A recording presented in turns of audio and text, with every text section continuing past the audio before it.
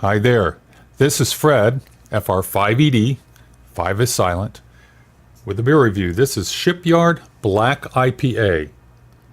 I've had some other Shipyard beers before, and I am a fan of their 4X IPA. It's become somewhat of a regular appearer in my stable of ales.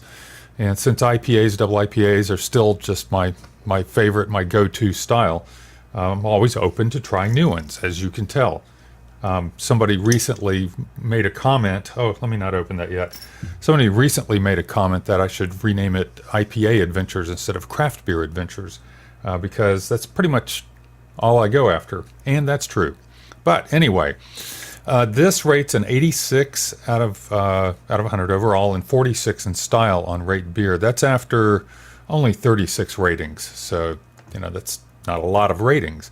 And over on Beer Advocate, rates an 81, which is good. That's after 106 ratings. Again, so it's not been out there long, perhaps, because these are a low number of ratings. It's 6.2% ABV, and let's see if the IBUs are noted anywhere. Don't see them. Anyway, commercial description says Shipyard Black IPA is for the pirate in you. This is a dark black beer that combines a rich malty character with the crisp flavor and aroma of American Northwest hops. It's a beer the legendary Blackbeard would have hoisted as he sailed the seven seas. It's worth walking the plank for. Cheesy, but let's just try it out for ourselves. And as usual with black IPAs, there's going to be some degree of balance or imbalance between the dark roasted malts and the hops, the bitterness, the aroma, and everything of the hops. Let's go ahead and get this poured instead of letting the aromas perhaps fade away there. Quite dark. It better be for a black IPA. Whoop, that's about all I'm going to get in there right now. I'm getting a very decent head out of that. Dark tan head. And let's go ahead and do our close-up beer head cam. Nice and dense. Look at that. Very uniform, small bubbles, nice and dense, holding in there. So it's this deep, dark, brown-black. Looked pretty clear coming out of the bottle. Actually, it's I'm seeing through this. I don't know, you can't see it through the camera probably, but I'm seeing the light through there, and I'm seeing cola colored around the bottom. So it's like I would call it cola colored. Even in the stem of the glass here, I'm seeing through there and seeing brown. So it's not as dark as some stouts and porters, but it's still very dark for an IPA. And back to what I was saying, interesting. With black IPAs, I think different companies have different ideas of what that means. Some just give you an IPA that if your eyes were closed and you tasted and smelled it, you just would think it's an IPA because you don't they may have just used some some black malt in there that maybe doesn't impart any flavor, but colors it. So they just give you a black colored or a dark colored IPA. On the other end of the spectrum are the ones that you'd swear you're drinking a stout, and there may be the hint of some hops in there. So they run the spectrum. I really like the ones that are in the middle. They may fall a little more to the side of an IPA, a little more hop aroma and bitterness, and not so much of the dark roasted malts, but I do like them in the middle there. This one is smelling in the middle so far, and I'll explain that. I'm smelling equal amounts of citrus, melon, hops, and molasses. Dark roasted malt and molasses. It really is. It's like smelling an IPA that has molasses in it.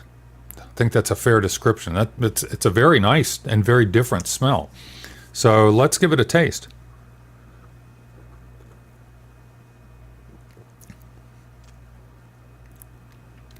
Okay, wow. I'm going to put this in the middle. Wow, the roasted malts are very prominent, and yet the bitterness is very prominent. It doesn't say what the IBUs are. Man, that's grabbing my tongue. I'll tell you what, though, I have some residual dark roast malt molasses taste on my tongue, and you can get a bitterness from that. So this is probably a combination of the alpha acids and the hops giving you the bitterness, as well as the dark roasted malt. This is in the middle there because I still have residual dark roasted malt along with the hops. It's amazing.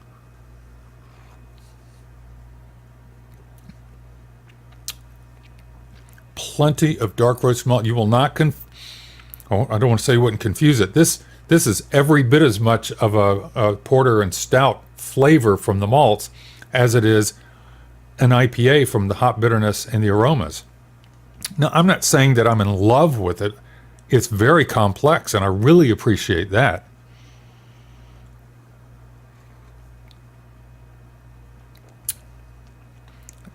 It's bold.